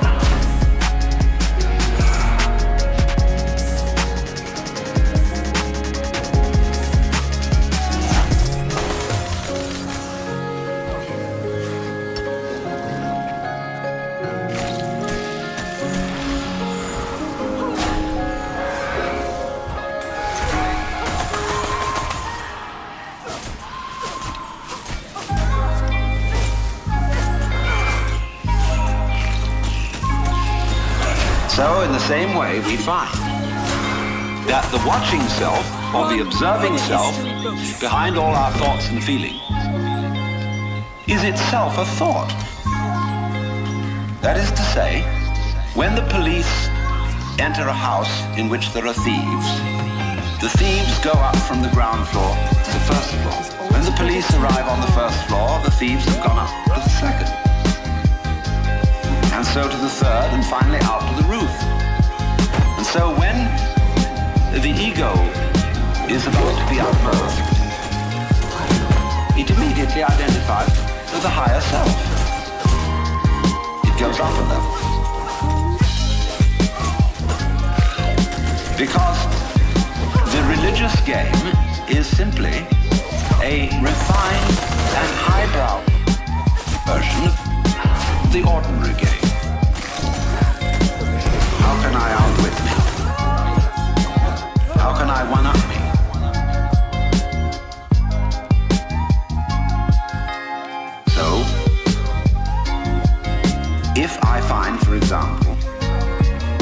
in the quest for pleasure, the ordinary pleasures of the world, food, sex, power, food, sex, I shall vanquish power. all those who rise up against me. All this becomes a drag, and I think, no, it isn't there, so I go in for the arts, literature, poetry, music, and I absorb myself in those pleasures, food, sex, power, and I absorb myself in literature, poetry, music, those pleasures, food, sex, power, and I absorb myself in literature, poetry, music, food, sex, power, literature, Run for the history books. and after a while, they aren't the answer. A queen takes. So I go to psychoanalysis. And then I found out that's not the answer. I go to religion. I'm still seeking what I was seeking when I wanted candy bars. I want to get that goodie. Prepare to meet your doom, fiend. Only I see now that, of course, it's not going to be a material goodie. All material goodies fall apart. But maybe there's a spiritual goodie. But in that quest, the quest is not different from the quest for the candy bar. Same old story.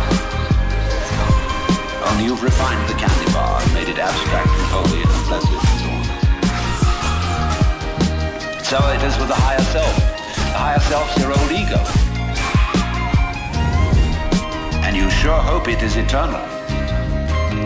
Food, sex, power, I absorb myself in literature, poetry, music, those pleasures. Food, sex, power, I absorb myself in literature, poetry, music, those pleasures. Food, sex, power, I absorb myself in literature, poetry, music, those pleasures. Food, sex, power.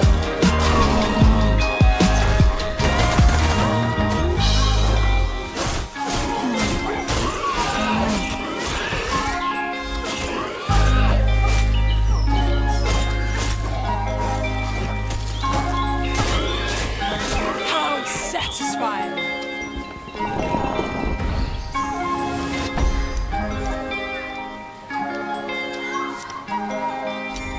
My power knows no bounds.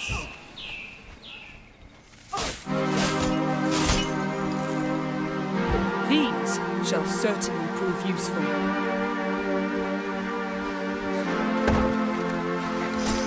Then the great problem is how to get that higher self working. How does it make any difference to what you do and what you think? I know all kinds of people who've got this higher self going, practicing their yoga, but they're just like ordinary people. Sometimes a little worse. And they can fool themselves. I shall bury you in the muck. Fool themselves. They can fool themselves. They can say, for My example, name shall be well, my point of view in religion is very liberal. I believe that all religions have divine revelation in them, is altogether too. but I don't understand the way you people will fight about it. You fight, say that we, Jehovah's Witnesses, have the real religion. This is needed. the real religion. Others say, well, we Roman Catholics have it. And the Muslims say, no, it is in the Quran. There are still foes to be And this dealt is the with. right way. This is the right way. This is the right way. This is the right way. This is the right way. This is the right way. This is the right way. This is the right way. This is the right way. This is the right way. And somebody else gets up, and he may be a rather highbrow Catholic, and say, well, God has given the Spirit through all the traditions, but ours is the most refined and mature. And then somebody comes along and says, well, as I said, they're all equally revelations of the divine. And in seeing this, of course, I'm much more tolerant than you are. So they seal my face. You see how that game is going to work? See, I can take this position.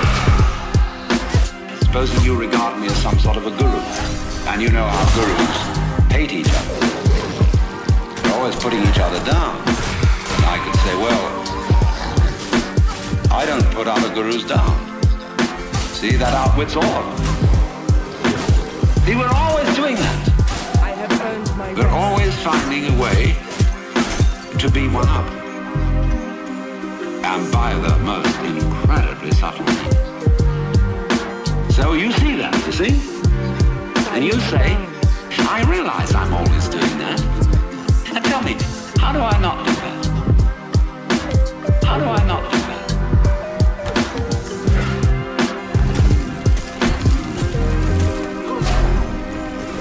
This is the right way. This is the right way. This is the right way. How do I not do that? This is the right way.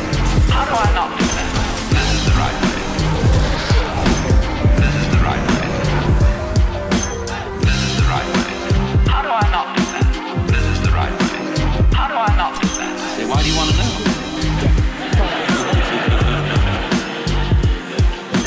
Well, I'd be better that way. Yeah, but why do you want to be better? Why do you want to be better? Why do you want to be better? I shall vanquish all those who rise up against me. You see, the reason you want to be better is the reason why you aren't. We aren't better because we want to be. Because the road to hell is paved with good intentions. My name shall be remembered through the ages. Because all the do-gooders in the world, whether they're doing good for others or doing it for themselves, are troublemakers. Troublemakers. On the basis of kindly let me help you or you'll drown, said the monkey, putting the fish safely up a tree. Kindly let me help you or you'll drown, said the monkey, putting the fish safely up a tree. Kindly let me help you or you'll drown, said the monkey, putting the fish safely up a tree. Kindly let me help you or you'll drown, said the monkey, putting the fish safely up a tree. Kindly let me help you or you'll drown, said the monkey, putting the fish safely up a tree. Let me help you or you'll drown, said the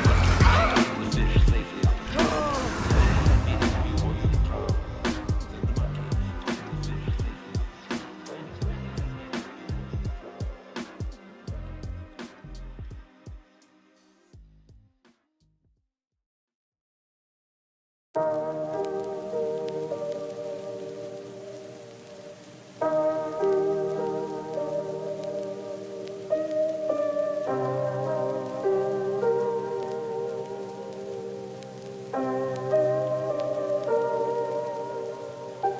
a white Anglo-Saxon Protestants, British, German, American, have been on a rampage for the past 100 or more years to improve the world. To improve the world. We have given the benefits of our culture, our religion, our technology to everybody, except perhaps the Australian Aborigines. And we have insisted that they receive the benefits of our culture, even our political styles, our democracy. You better be democratic, or we shoot. And having conferred these blessings all over the place, we wonder why everybody hates us. See, because sometimes doing good to others, and even doing good to oneself, is amazingly destructive. Because it's full of conceit.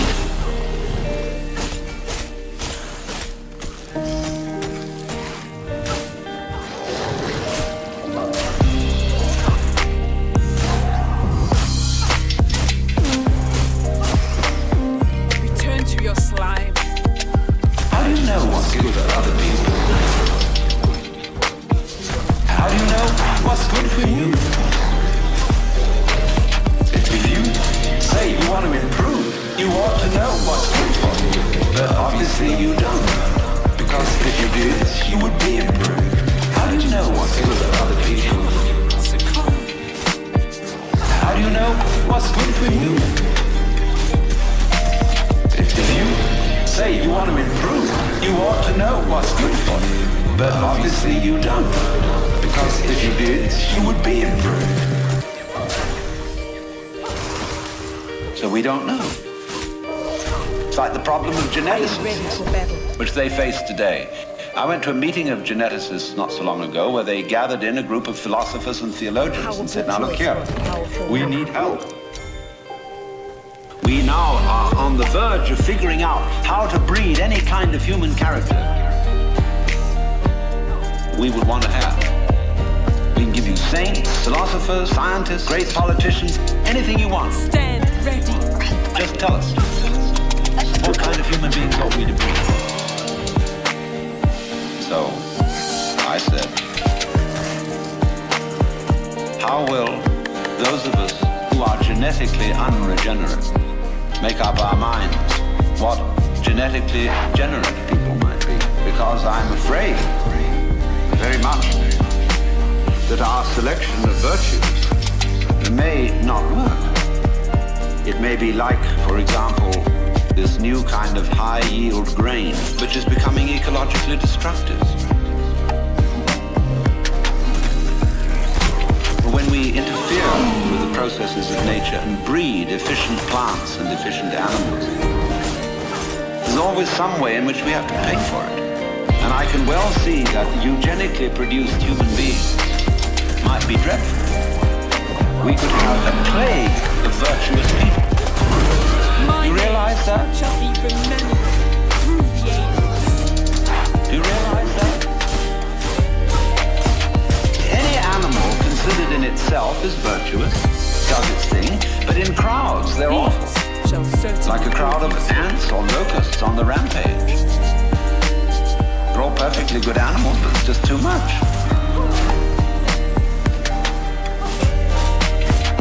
I could imagine a perfectly pestiferous mass of 1 million saints. How do you know what's good for other people? How do you know what's good for you? If you say you want to improve, you ought to know what's good for you. But obviously you don't. Because if you did, you would be improved. How do you know what's good for other people? How do you know what's good for you? If you say you want to improve, you ought to know what's good for you. But obviously you don't. Because if you did, you would be improved.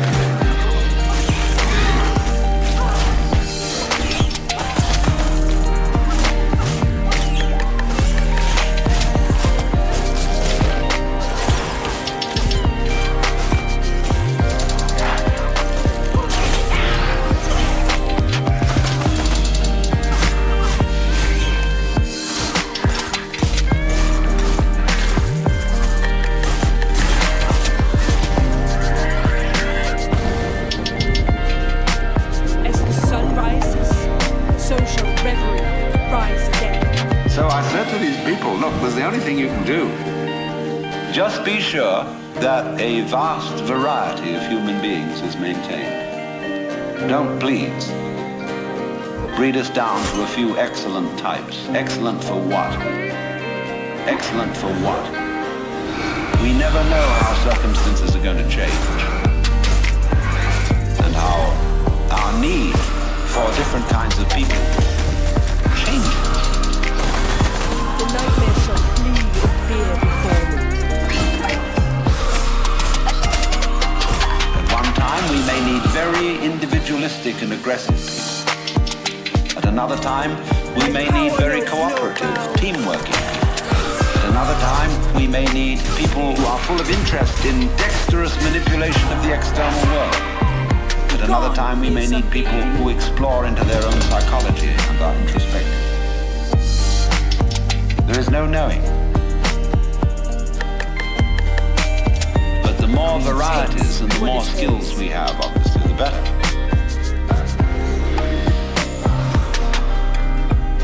So you see, here again, the problem comes out in genetics. We do not really know how to interfere with the way the world is.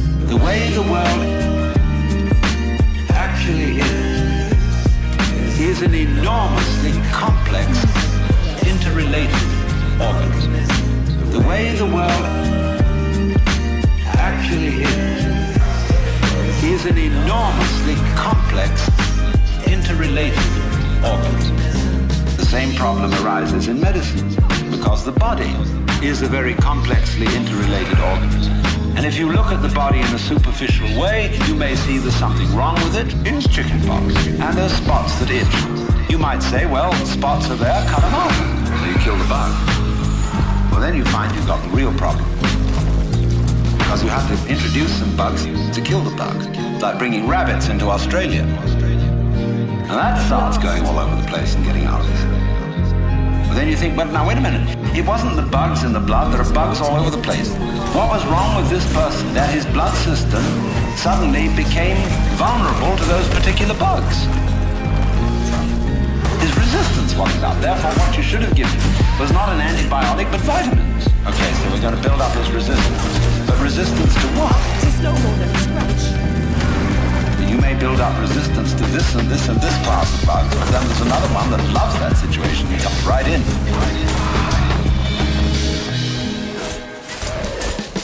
The way the world actually is an enormously complex, interrelated organism. The way the world actually is an enormously complex, interrelated organism. See, we always look at the human being medically in bits and pieces. Because we have heart specialists, lung specialists, bone specialists, nerve specialists, and so on. And so on. And they each see the human being from their point of view. There are a few generalists, but they realize the human body is so complicated that no one mind can understand it. And furthermore, supposing we do succeed in healing all these people of their disease, what do we then do about the population problem? I mean, we've stopped cholera, the black bubonic plague, we're getting the better of tuberculosis, we may fix cancer and heart disease. Then what will people die of? Well, then let's go on living. Will be enormous quantities of it. Then we have to fix this birth thing. Pills for everybody. Then we find what are the effects, the side effects of those pills? What are the psychological effects upon men and women of not breeding children in the usual way? We don't know. We don't know. We don't know.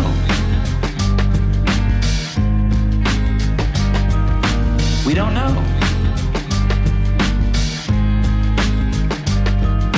We don't know. We don't know.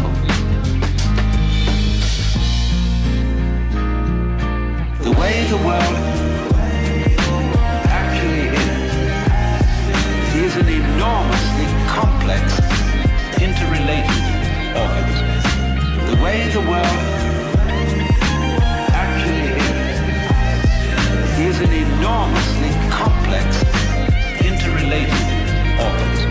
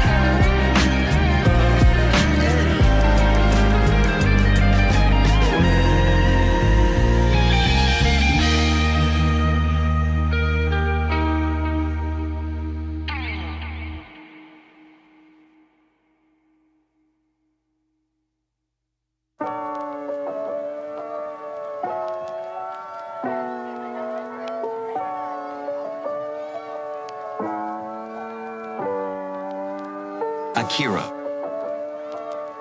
The Dawn. He's got clout. And what seems a good thing today turns out tomorrow to have been a disaster. What seemed in the moral and spiritual sphere too, like great virtues in times past, are easily seen today as hideous evil. Let's take, for example, the Inquisition. In its own day, among Catholics, the Holy Inquisition was regarded as we today regard the practice of psychiatry. You see, you feel that in curing a person of cancer, almost anything is justified. The most complex operation, the most weird surgery. People suspended for days and days on end on the end of tubes with X-ray penetration, burning. People undergoing shock treatment. People locked in the colorless, monotonous corridors of mental institutions. In all good faith, they knew that witchcraft and heresy were terrible things. Awful plagues, imperiling people's souls forever and ever. So any means were justified to cure people of heresy. We don't change. We don't change. We're doing the same thing today, but under different names. We don't change. We're doing the same thing today, but under different names. We can look back at those people and see how evil that was. But we can't see it in ourselves. So therefore, beware of virtue.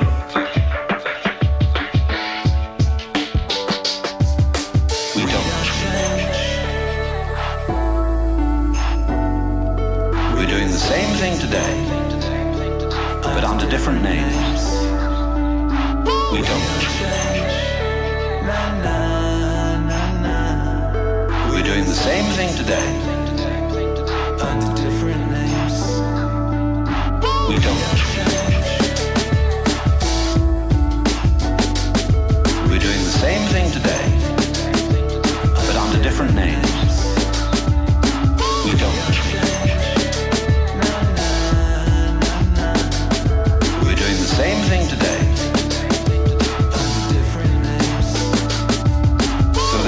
beware. Virtue.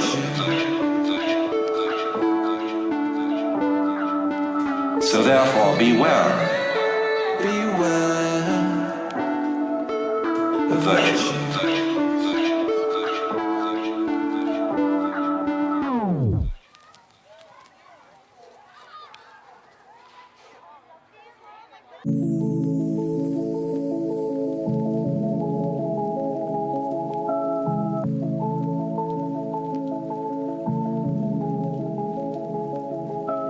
Lao Tzu, the Chinese philosopher, said, the highest virtue is not virtue, and therefore really is virtue. But inferior virtue cannot let go of being virtue, and therefore is not virtue. Translated in more of a periphrastic way, the highest virtue is not conscious of itself as virtue. Therefore really is virtue. The highest virtue is not conscious of itself as virtue. And therefore really is virtue. Lower virtue is so self-conscious that it's not virtue. That it's not virtue.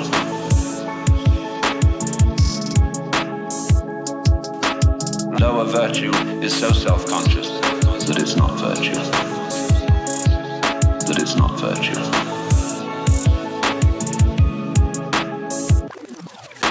In other words,